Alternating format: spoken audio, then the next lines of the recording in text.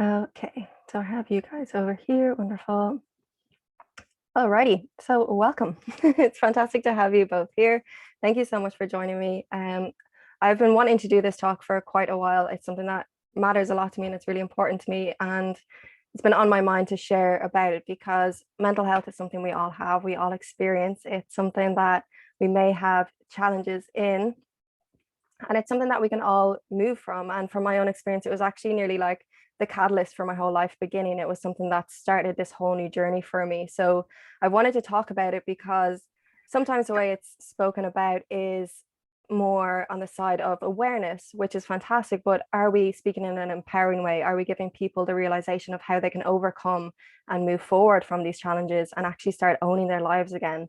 And that's something I feel really strongly about, is the empowerment discussion around it, the conversation about what can we do about it, not just being in this situation and managing it, but actually overcoming it, actually moving forward in our lives and starting to really thrive and really enjoy living, and to get to a place where we actually learn to love ourselves, when we actually begin to have this relationship with our mind that is empowering, that is fulfilling, that is really connected to who we are as people. So that's the reason that I wanted to start speaking about it. And before I dive in any further, I haven't really introduced myself. So hello and welcome. My name is Yvonne. I think I know most of you anyway, but just so you know, I am a mindset coach, and the background of me becoming a mindset coach was exactly that journey. It was me feeling very uncomfortable in myself. I had mental health struggles with depression, with anxiety. I had panic attacks. I had an eating disorder, self-harming and self-destructive behaviors for a number of years that deeply impacted my life. And throughout that, what I found was some reason to move forward. And the strongest one for me was that maybe someday I can help somebody else in this struggle. Maybe I can overcome this and inspire other people to overcome it too. And that's what really led me to this work. And that's what I do now. And that's what I love doing now. So I feel very grateful to be in that position. And it's only through coming through this journey that I've actually gotten to where I am now. So I feel very excited to talk about it, very passionate about this as a subject. And I'm just hoping to inspire that hope in you as well. So um, here's what we'll be talking about. So I'll be talking about my story a little bit, some insight into my journey, where I kind of started at, where I am now. I'll also be sharing with you 4 of the powerful ways that you can shift your perspective. So things that you can actually use in your own life if you are finding it challenging, if you are in a position where you feel like there's an inner conflict, where your mind is not really on your side, or you don't feel like you're as confident as you'd like to be, you're as in control as you'd like to be of your life, of how you feel, of the direction you're taking, any of those things. And then there will also be some actions to take away at the end, and some questions and answers if you do have any questions coming up. All right. So just to begin, there's this quote by Zig Ziglar, and he says, always remember that your present situation is not your final destination. The best is yet to come. And this is something that was really important for me throughout my journey. So as I mentioned, I was experiencing challenging times, but I feel like it was kind of building up from when I was younger. I never really felt comfortable in my own skin. I didn't feel like I fit in. I found it challenging to speak up, to own who I was, to have any real confidence in myself. And as this progressed in my teenage years, that's when I started feeling very anxious, very uncomfortable in different situations, very depressed, very down on myself, and very disconnected from who I was. And at my lowest points, that was where I started rebuilding my life. But I remember feeling very hopeless, very much like, this is just how it is. This is my life. This is who I am. This is how it's always going to be. I don't know what to do with these feelings. I don't know how to get out of this. I felt very helpless and hopeless in the position that I was in. And this is how many of us feel. I get that, especially with the year that we've all had. I know a lot of people are finding it challenging with their mental health. The level of uncertainty right now is so high. And I get that we might feel like it's never going to end, or where are we going to end up, or how are we going to progress in our lives with everything that's going on. So it may feel like right now is all there is. But one of the biggest lessons I learned was that this too shall pass. Those 4 words got me through many challenging situations, remembering that the present situation is not where I'm going to end up. It's not where I'm destined to be for my life. This isn't all there is. There is more to come. And even that little spark of hope ignited in my life really helped to progress me forward and to be able to get past this situation. And I remember when I was attending the mental health services here, like local to me, and there's a mental health nurse, and what she said was that you're at rock bottom. The only way is up. And I remember thinking, I was like, well, that's kind of good in a way. When you're at rock bottom, you don't think of it being a kind of bonus place to be. You're not exactly enthused to be there, but realistically, if you're there, the only way you can go is up. You can't fall any further. It can't get any worse. And that was the position I was in. I was so done. I was at the lowest of the low.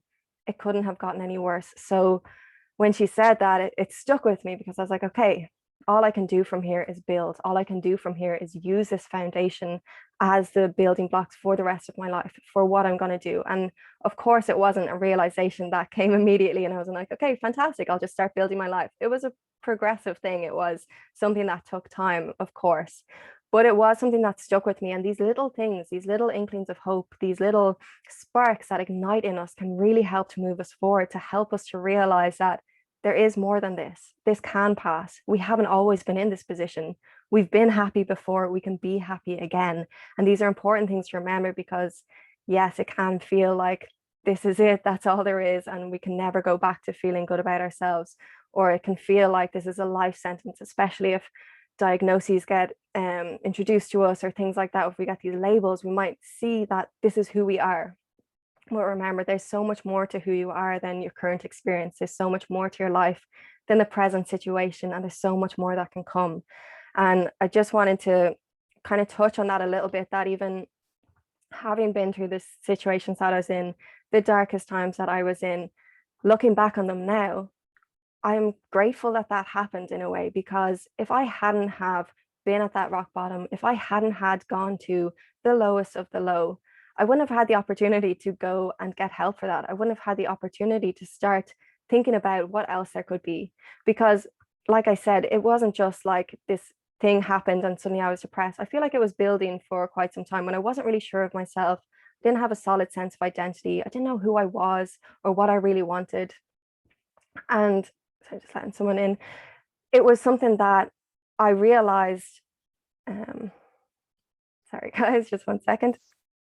I realized that without this experience, without having connected to that,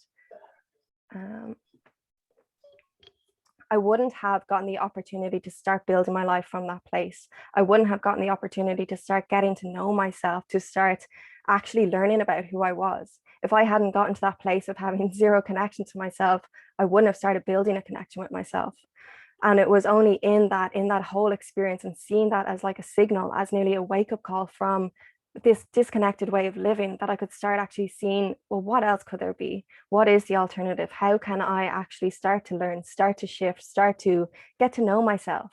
Because the thing about mental health is that when it's off, or when we feel challenged by it, when we are anxious and depressed and apathetic about life, when we feel completely like there's no hope, there's no point, the reason that that doesn't feel good is because that's not who we are. It's not part of the truth of who we are. It's completely misaligned from what's possible for us.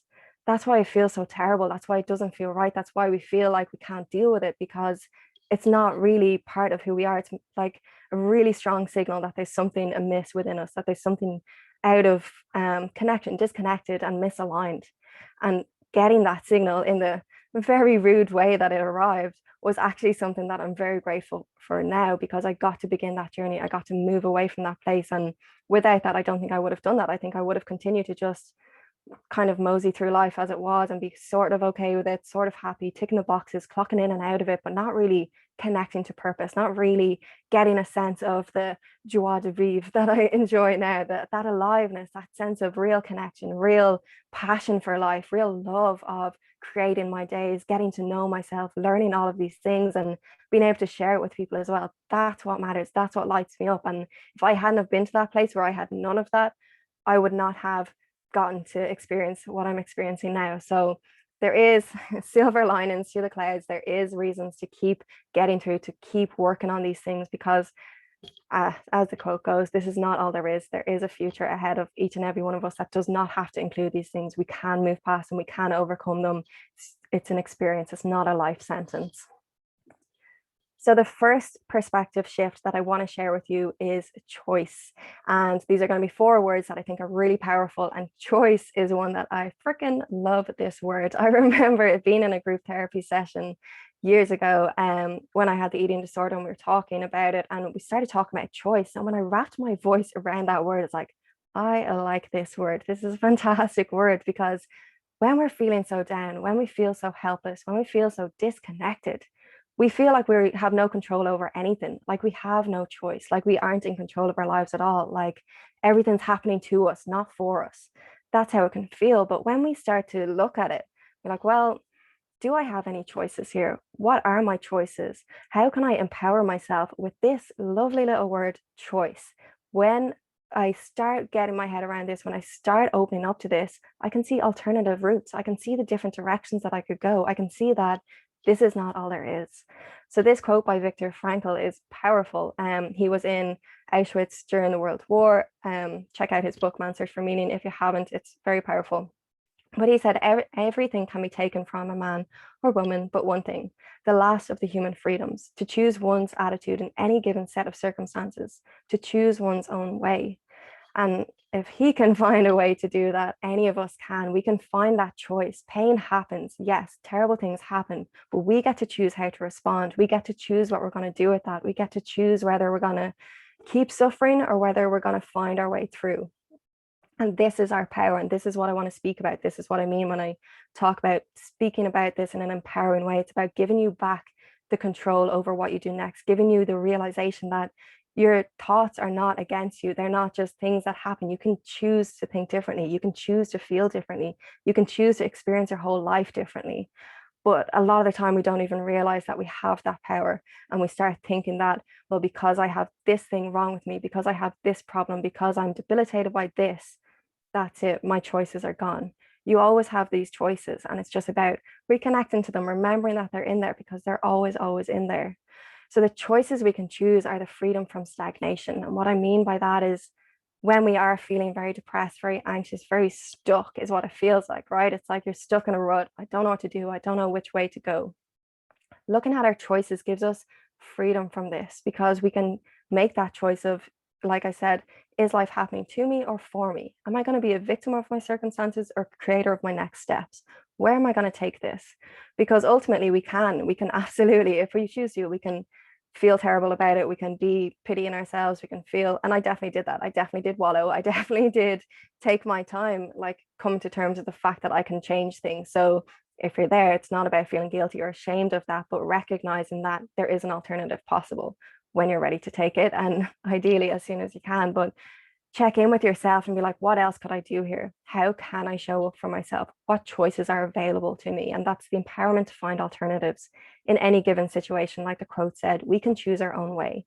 We can decide what happens next. We can decide how this story ends. As I feel like there's another quote that goes like that. It's up to us really to make these decisions. We can have different responses to what happens. Our responses are always within our capabilities of choosing. Reactivity, different story. Responses are consciously choosing a different way. And I remember just from my own experience, again, I remember actually becoming more and more aware of this as I started getting my mind around this beautiful word. I started to use it a bit more in my life. And in when I was experiencing panic attacks and things like that, it felt like if anyone's had them before, it feels totally out of your control and it feels like absolute chaos and breathing very heavy and your heart is racing. And I actually realized though in the midst of one of those one time that my thinking was, I can't, I can't, I can't, I can't, I can't. I realized the choice of thought. Now, obviously, it was unconsciously coming up like that. These are automatic thoughts, but the choice to continue with them, to keep feeding them, to give them all this fuel. In that moment, I remember being like, what are some of the tools that I've learned? What have people told me? Okay, all is well. And I went to that and I went to the all is well. And that simple, not easy, simple choice was the difference between that perpetuating, continuing, going on for longer than it needed to, and me taking my power back. There's other examples that I have even with behaviors for the eating disorder. I'd be nearly, my hand is out, I'm reaching for something, and then I'm like, are we going to do this or are we going to start taking our power back?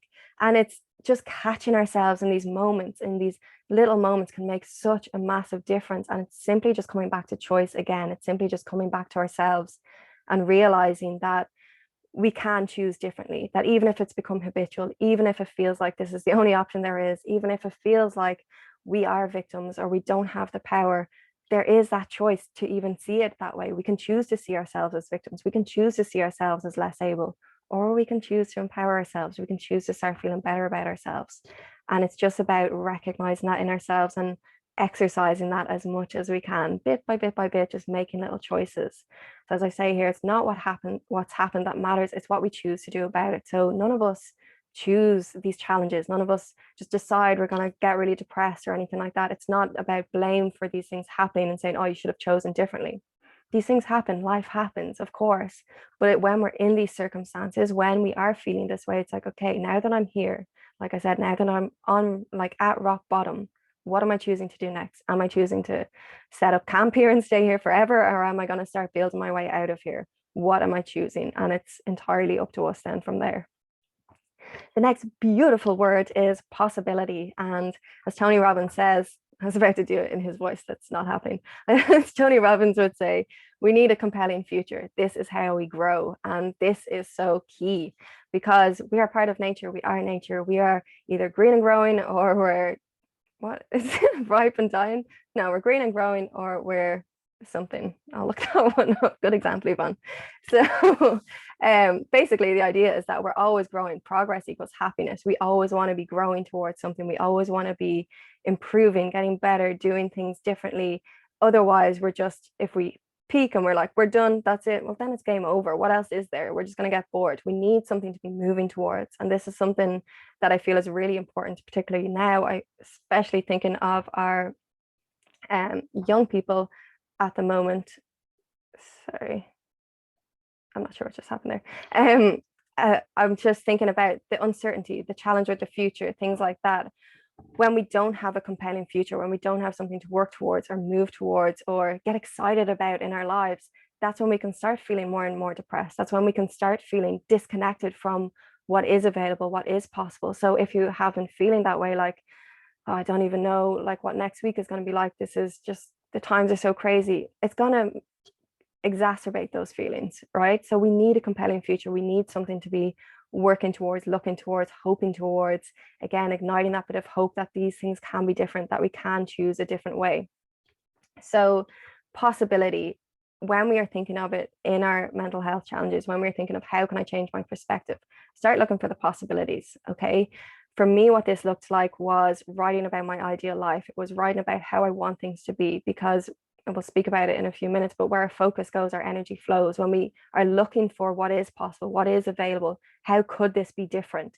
Even if we don't know how we're going to get there, even if it seems like we're just kind of making shit up, that's okay. Just go with it. Let yourself go with it. Because one of the things I wrote down when I was exploring my ideal life was, someday I will be a life coach. Someday I will be working in schools and doing talks and things like that. I am currently a life coach. I am working with a company who are going to be doing school talks. These things happen. Even if this was 10 years ago, you can move into that future if you keep working towards it, if you keep this in your mind.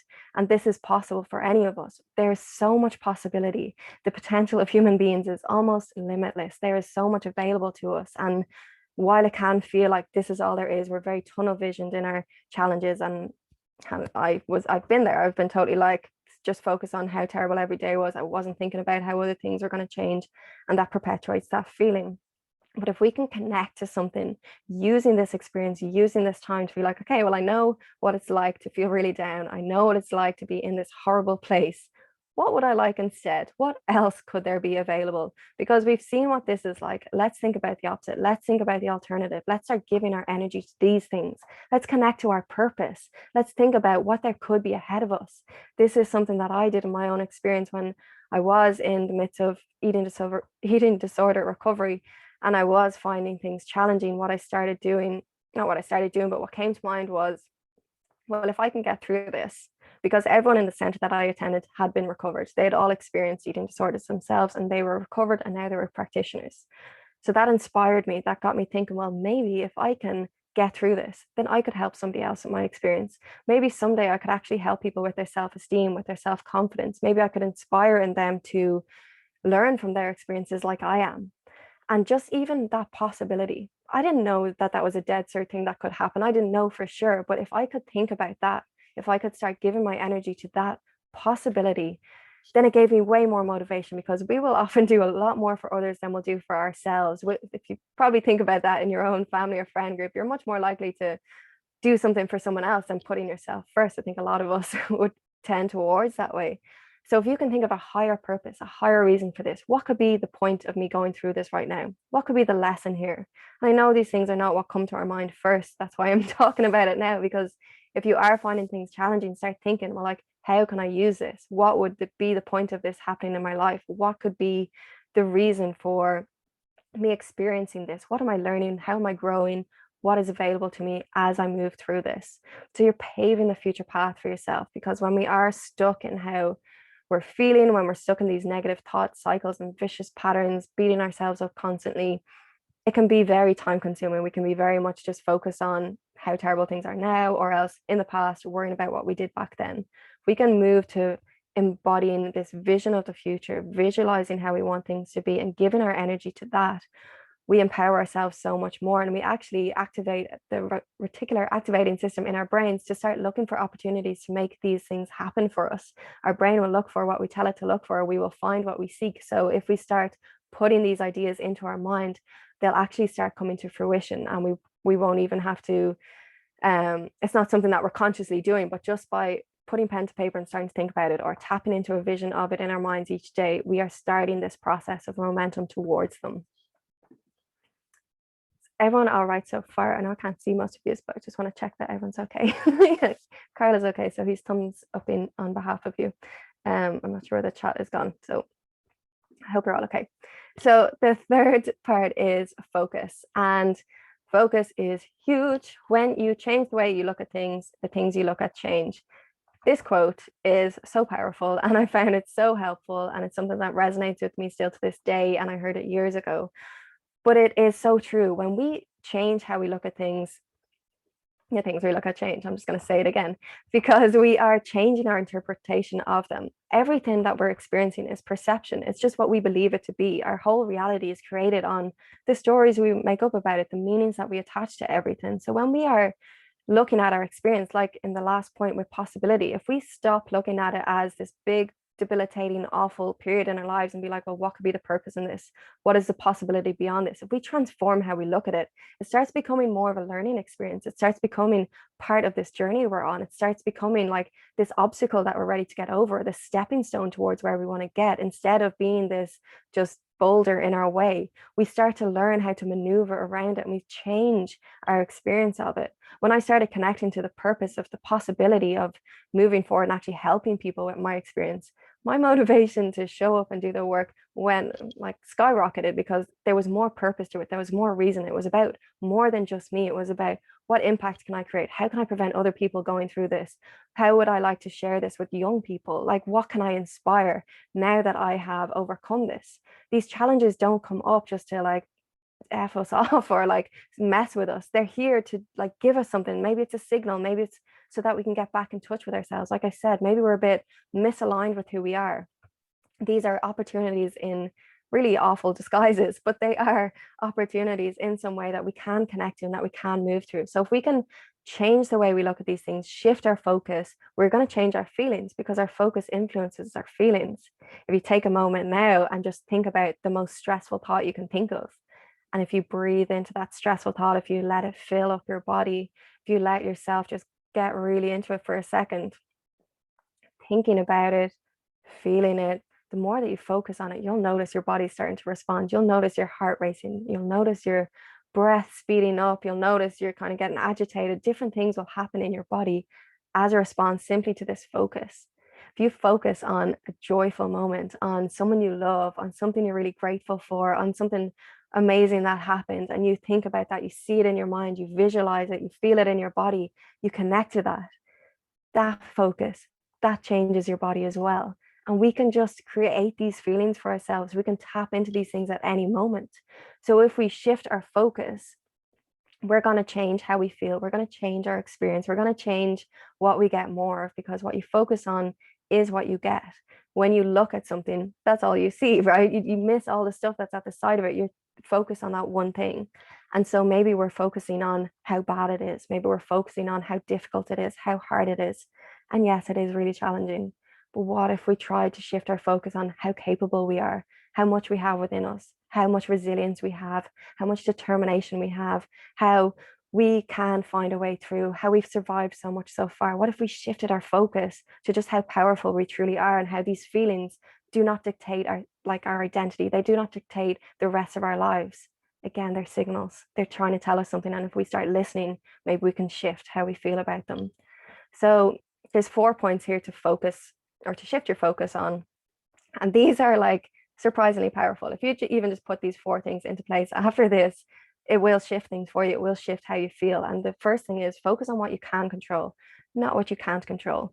And there's a lot of things right now that we can't control, right? There's a lot of things that are unknown, that are out of our hands. And as Eckhart Tolle says, we've got to accept it, change it, or leave it. All else is madness. Okay. If we can't do anything about it, if we can't just accept that this is how it is, just got to let it go. We can't do anything with the things that we can't do anything about. What we can control, ourselves, our thoughts, our feelings, our actions. That's pretty much it. There's not a whole lot else that is actually within our control. And if we just focus on those things instead of everything that's going on around us, we'd actually make such a difference for ourselves. We'd actually realize how capable we truly are. We'd actually realize what is within us and the capacity we have to actually thrive in these moments.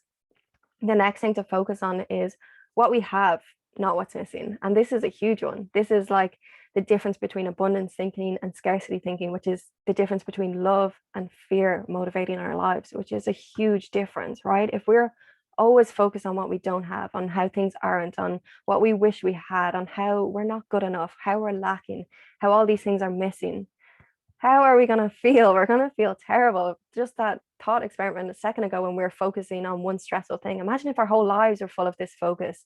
Our whole lives are focusing on everything that we don't have, on what's missing, on what we wish was there, that we can't do anything about. Again, it's outside of our control. What if instead we focus on how good we have it, how much we have within us, how much mind capacity we have that we can actually transform, how much we can do in our lives? If you focus on everything there is to be grateful for in your life, straight away you're going to feel better. Your whole energy, you can't be grateful and in fear at the same time. When you shift to gratitude, your whole attitude, your whole perception, your whole way of thinking changes as well. It's just a natural byproduct of it. So if you can just even focus on these things, shift them where they're not working for you, you'll notice a big change. The next thing is focus on what we want, not what we're afraid of. And that goes back to thinking about the possibilities, thinking about what could be available, thinking about what we want to focus on, thinking about how we want things to be. If we're constantly focusing on what we're afraid of, constantly worrying and being stuck in overwhelm and overthinking patterns, keeping ourselves up late at night, just worrying about things, wishing we said something different, or any of these ruminating thoughts that tend to go on in our minds. Instead of that, because again, what can we do about those things? Is thinking about them actually solving any problems? Is it making the past change magically? No. If we're ruminating and things like that, we're just upsetting ourselves. If we could focus instead on what we want, what we do differently next time, how we want to be, then we're going to shift how we feel as well. The last thing then to choose to focus on is the present and the future, not the past, because the past is gone. It's totally out of our hands. It's not moldable. We can't do anything with it. It no longer exists, right? What we have is right now and the next moment, and then that's done, and then we have the next moment. So we've got to be moving forward. We've got to have this momentum in our lives where we're focused on where we're at now and where we want to go, not where we've been, not the mistakes we've made, not the fools of ourselves that we've made or anything like that. Any shame, any blame, any of that crap, that can stay in the past. It's over and done with. And maybe there's some healing that needs to be done around that, some forgiveness for ourselves. Any of that work, yes, do it. But then allow yourself to be in the now, allow yourself to be in your life where it is right now, because we lose moments so quickly. We lose energy very quickly focusing on all the things that should have, would have, could have. We kind of wreck our own heads by going into those places. It's not good for us, and we don't feel good when we do that. And that can be a big part of depression or anxiety, is focusing on the things that are out of our control or are worrying us from the past, or even when we do look into the future, but look at it from fear's point of view or from the lens of fear and anxiety, then we are making it more challenging for ourselves. So focus on the things that you want, focus on what you can control, focus on what you have, not what's missing, and focus on the present and your big, beautiful future that is waiting for you to just step into it. The next thing is yourself, your beautiful selves. So Erik Erikson says, in the social jungle of human existence, there is no feeling of being alive without a sense of identity. Identity is massive. And I've been learning so much about it, and I feel like it just keeps getting more and more important in my estimation. Like, I hadn't realized before just how key it was, and how this is often where mental health crisis comes from, is a loss of identity. It's when we get disconnected from ourselves that we start feeling like we don't know what to do with ourselves. We don't even know who we are. If someone asks us that question, we'd be like, please leave me alone. I don't know the answer to that. It's when we are feeling disconnected from our purpose, when we're feeling a lack of meaning, when we don't know what we do want to do with our lives, when we don't even feel like we can express ourselves, have a voice, make a decision, have an opinion. This is all from being disconnected from the self. This is all from losing that sense of who we are at our core. And here we are at our core, it's just like pure love, pure abundance, pure joy. We're not in fear and second guessing ourselves. It's not doubt, it's trust and connection. And these are the things that we can lose growing up, or with conditioning or stories that happen, or we make up in our minds about things. All of these things can happen, and we get disconnected from ourselves. And when that happens, we can experience a lot of challenges in depression, in anxiety, and even identifying then overly with our bodies, or thinking that that's the problem. That's where we can get into body image challenges and eating disorders. And that was my experience when I was younger. I trained gymnastics all my life. And then at a certain age, I feel like I was 13, 14, can't remember exactly, but I wasn't able to train anymore. And that would have been such a big part of my life. I was training 6 days a week. That was everything. And when I couldn't do that anymore, I was like, what else do I enjoy? What else is there? What do I do? I was known as Yvonne the gymnast. Like, that's who I was to people. And without that sense of identity, I got very lost very quick. And I realized I didn't actually have a strong sense of myself in any other area. And it was in that realization that I started grasping at straws, and I was trying to fit in. I was trying to be someone else. Or if I had, well, later in years, if I had alcohol, then I felt like, well, now I can be confident. Now I can speak to people. Now I feel more comfortable in my skin. Maybe this is the answer. Or if I restricted food or things like that, maybe if I look good enough, then I'm okay. Then I'm acceptable. All of these different ways to try and find myself in different avenues, different experiences, different vices, different things like that. But the truth of it was that I was always in here. I had just forgotten. I had just gotten disconnected. I just lost myself in some way. And even with being depressed, being anxious, you get these different labels. And well, I did. And even I am depressed, I am anxious, I am bulimic, all of these things. It's like, again, we're trying to find a sense of ourselves when we've completely lost ourselves. And these things nearly seem like something to grab onto, something to hold onto, something that gives us a sense of who we are. Do you think that's who you are? Is that actually the person that you are? Have you always been that person? These things, they come and they're just a way of diagnosing your experience of your symptoms. They're not who you are. They're not who I was. And by realizing that, by disconnecting from that label as an identity, as a name to give myself, I gained back that freedom. And through doing that and through doing the work on myself, I started to build up my identity again. I started to reconnect to who I was and to start exploring that person. And it's been such an exciting exploration as well, because it's this discovery, it's this reconnection, it's finding out what I like and don't like, finding out where my voice is, what I want to speak about, how I want to talk, how I want to dress, all of these things. It's this beautiful exploration that, like I said, that was the gift for me in these challenges, in getting to that rock bottom, was actually having the opportunity to start getting to know myself, to start giving myself a voice and a place in my own life. Because before, it felt like it was anybody else's. What do other people want to do? What do you think? I don't know what to say about that. What should I do for a job? Like, it was always externalized. It was always other people's opinions. When I started doing this work, when I reconnected to myself, that's when I started to own and create my own life. That's when I started to enjoy the freedom that comes with that, the authenticity, the truth, the love and the heart of my own purpose, my own meaning, how I want to be living. So some of the things that we can do to reconnect to the self, start building ourselves, is firstly letting go of labels. Labels limit us. Okay, we want to be liberated.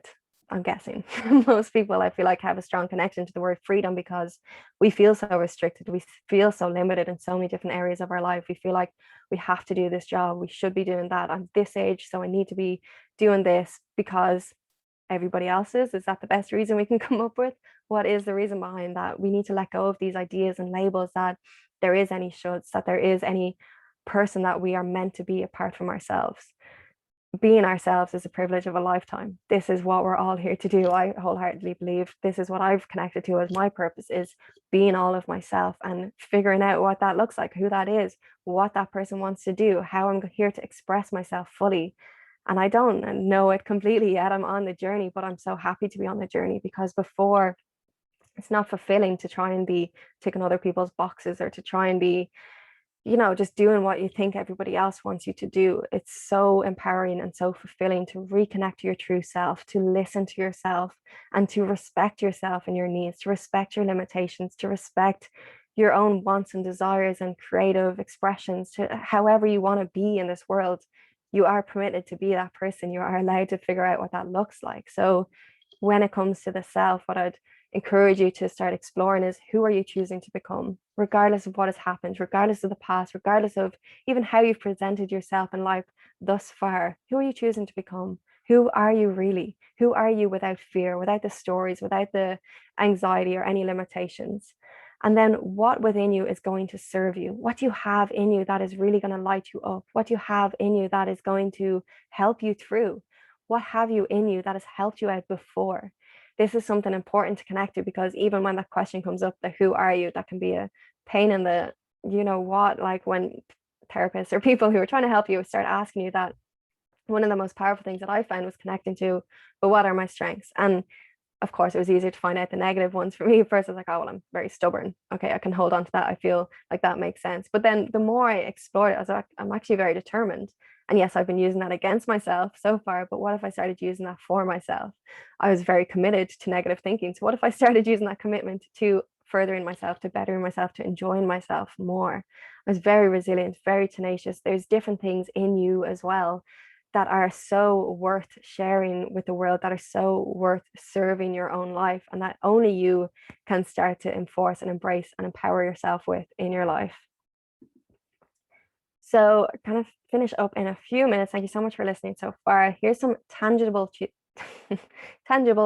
that's hard to say, to take away. Do love the old alliteration though, I can't help myself.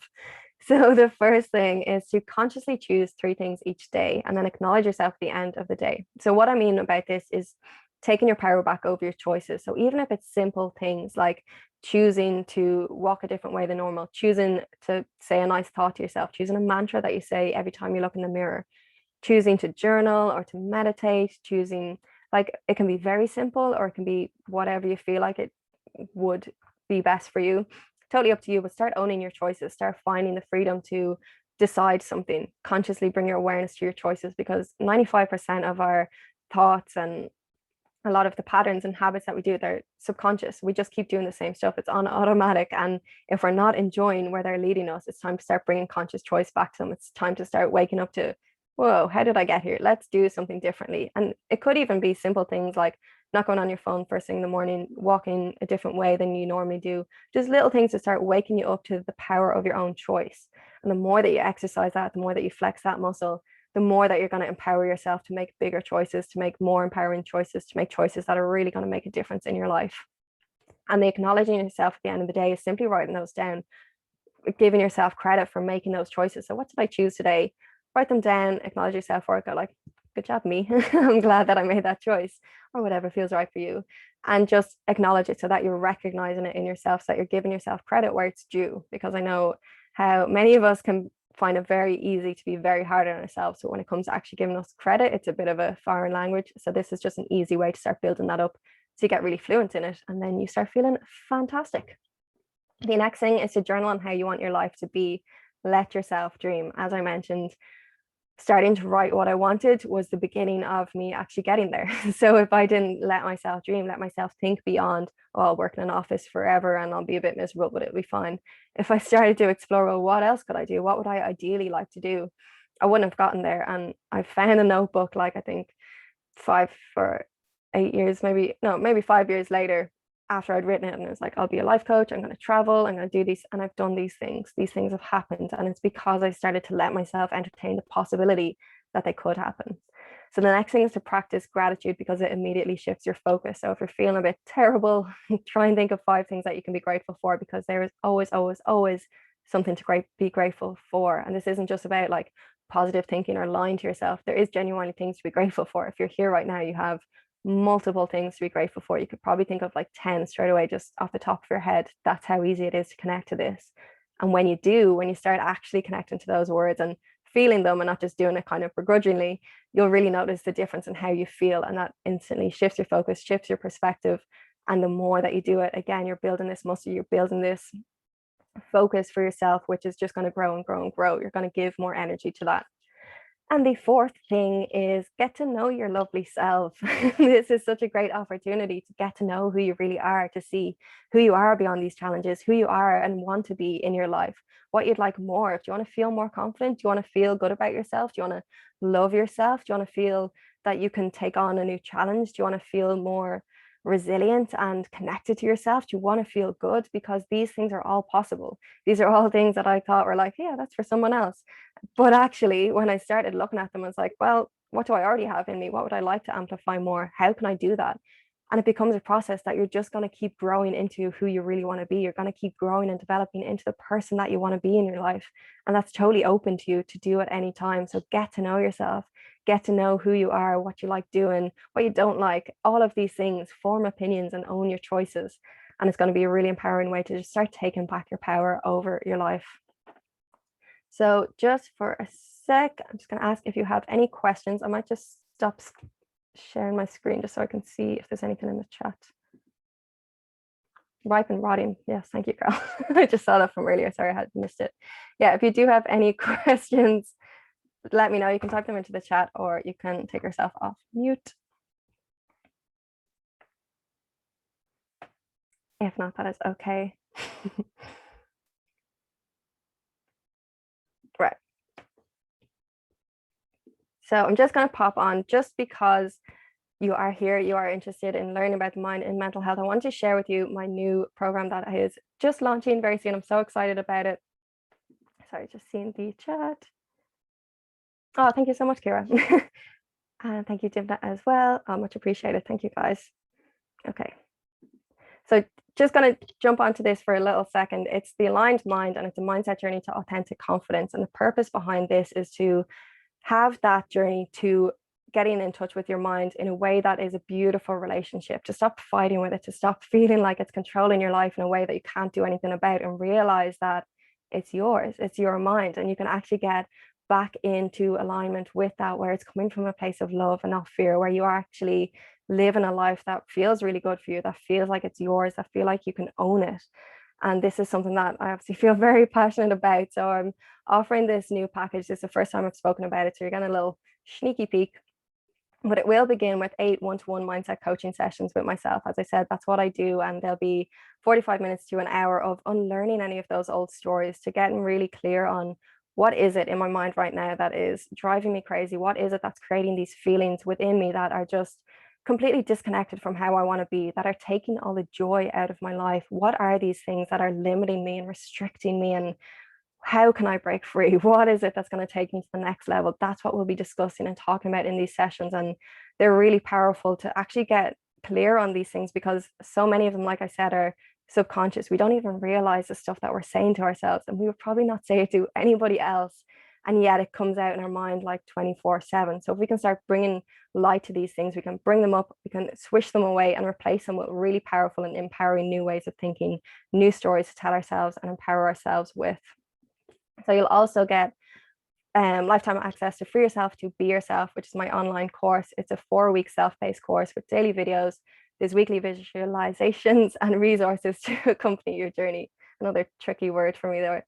So basically, the idea behind that was letting go of what other people think was at the core of it, and really getting to know yourself, really getting to step into who you are, to, again, uncovering those old beliefs, to getting a sense of your identity, to start doing that work of getting to know your true self and embracing that beautiful person that you are, beneath all of those things that you've learned, beneath all of that experience and challenge and disconnection that has brought you away from yourself. So this is a beautiful opportunity to do this on your own time and to just take your time with it and see how you go.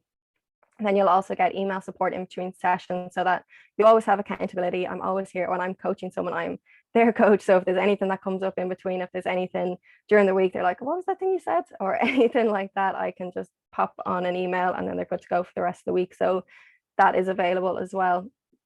So the link is there. There are limited places available. I'm taking in 10 people for this package to go for 8 weeks. So you get the mindset coaching sessions, you get the online course, and you get email support in between sessions. So then the whole package is usually valued at €800, just all in. And the link for it is there for more details.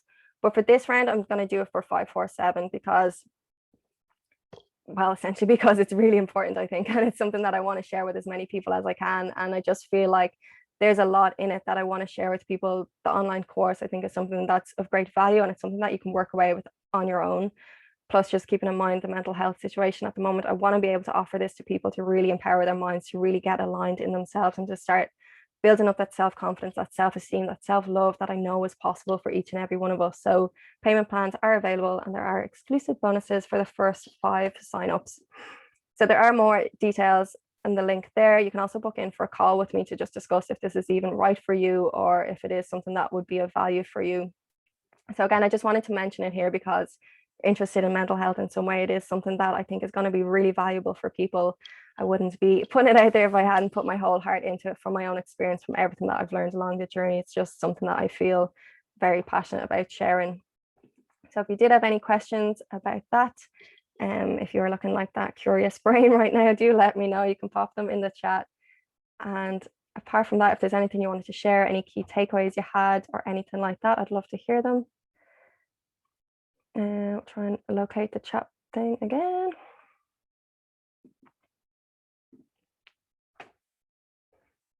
But if that's everything, if nobody has anything, thank you so much for joining me. I really appreciate it. I love talking about these things. I'm glad there's people listening. I'm very grateful for you being here. I hope you enjoyed it. If you did get anything of value from it, do let me know. And yeah, if you want any more information about the course or the program coming up, get in touch anytime. So on Instagram, probably handiest is at Dare to Live SOS. And yeah, I shall let you all go. Thank you so much. Yeah, Dimna says it's a great concept to look at a reason behind your ill health and find it positive. Absolutely, yeah.